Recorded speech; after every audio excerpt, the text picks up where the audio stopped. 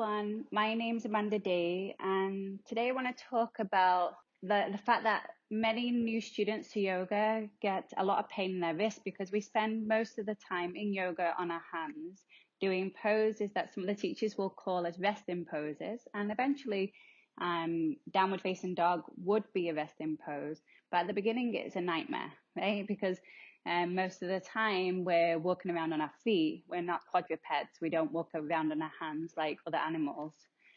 So there are some techniques to get the wrist strong, and it is valuable to do these positions on the hands because it will help you to strengthen the upper body and have more awareness and alignment of the upper body.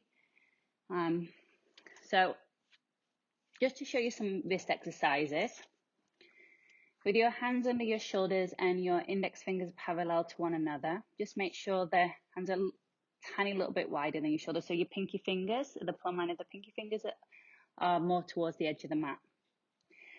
From there, you lift the back of the palm up, keeping the elbow straight, and then you lower the palm down so the palm doesn't touch the floor. It barely touches the floor, kind of hovering. You lift and lower. Now, if you move the weight back, that's going to be less weight in the wrists. If you want more, then move the weight forward, and then this can also be done in plank pose.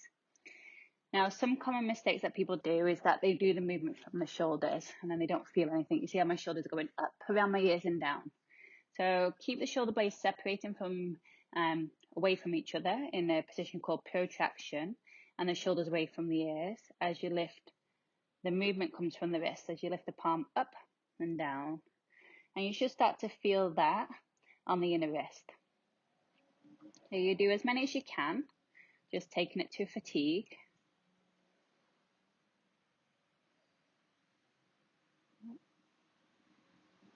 You can go a little bit faster as well, doing slow movements and then a little bit faster pulses.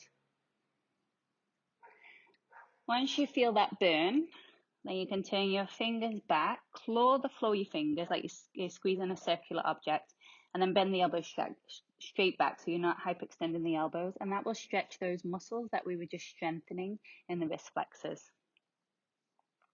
Also, it's a good idea to stretch the back of the wrist so your middle fingers point towards each other. Separate your shoulder blades and spread your fingernails into the floor. And then bend the elbows out to the side, wrap the elbows in, straighten the elbows as best you can. So I'm in a cat spine here.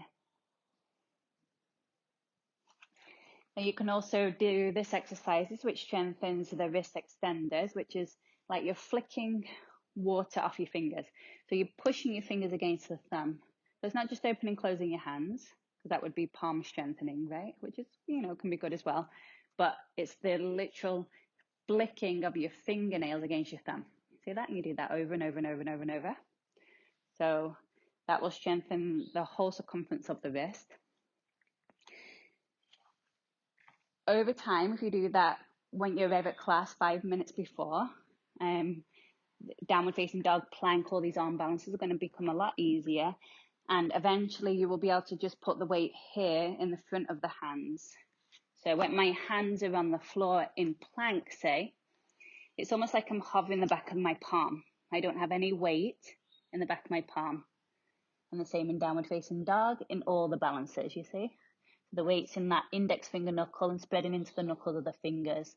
And that's why I don't get pain in my wrist.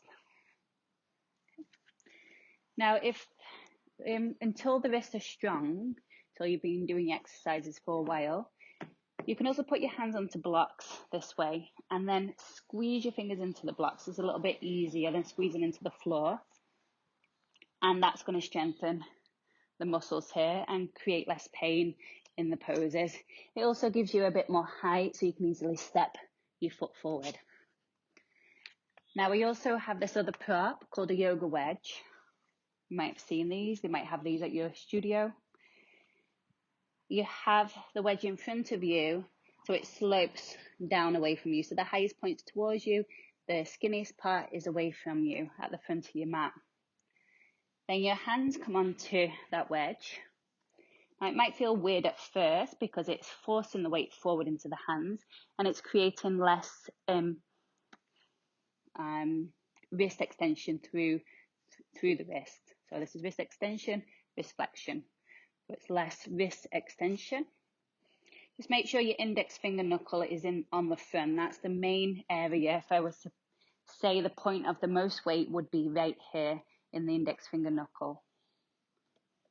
Your biceps turn forward slightly from your shoulder, so you're doing external rotation, because shoulder positioning is also very important in yoga.